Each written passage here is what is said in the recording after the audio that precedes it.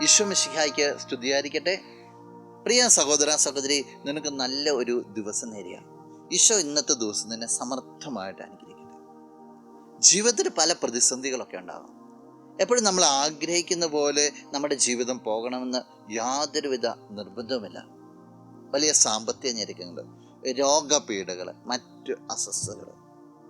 സുവിശേഷത്തിലേക്ക് നോക്കുമ്പോൾ ഒരു രക്തസ്രാവക്കാരി സ്ത്രീയെ കാണുന്നുണ്ട്. 12 വർഷമായിട്ട് രക്തസ്രാവം ഉണ്ടായിരുന്ന ഒരു സ്ത്രീ.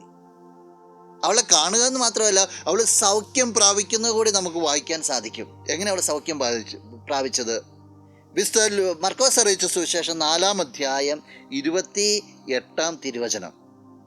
അവൻ്റെ വസ്ത്രത്തിൽ ഒന്ന് തൊട്ടാൽ മാത്രം മതി, ഞാൻ സുഖം പ്രാപിക്കും എന്ന് അവൾ വിചാരിച്ചിരുന്നു. അവളുടെ വലിയൊരു ഫെയ്ത്താണ്.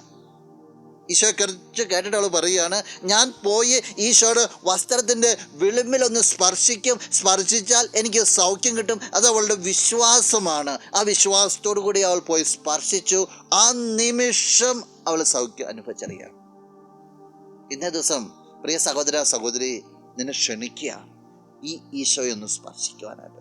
ഈ ഈശോയോട് ചേർന്ന് നിൻ്റെ ജീവിതത്തിൻ്റെ പ്രശ്നങ്ങൾ എന്തുമാകട്ടെ, അത് ഏത് തരത്തിലുള്ള ഞെരുക്കമാകട്ടെ, നീ വിശ്വാസത്തോടു കൂടി ഈ കർത്താവിനൊന്ന് സ്പർശിച്ചാൽ നിന്റെ പ്രശ്നം തീരും. അത്രേ ഉള്ളൂ.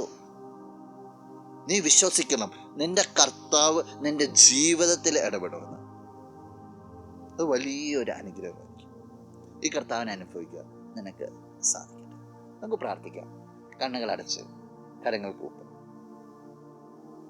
നല്ലവനായ കർത്താവേ, നിന്നെ അങ്ങ് സ്തുതിക്കുന്നു, ആരാധിക്കുന്നു, മഹത്വപ്പെടുത്തുന്നു.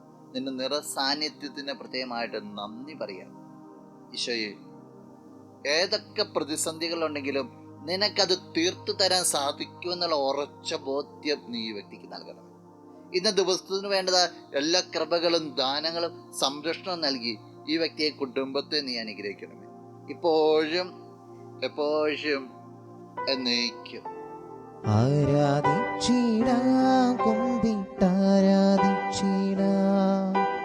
ആരാധിക്കുമ്പോൾ അപദാനം പാടിടാം.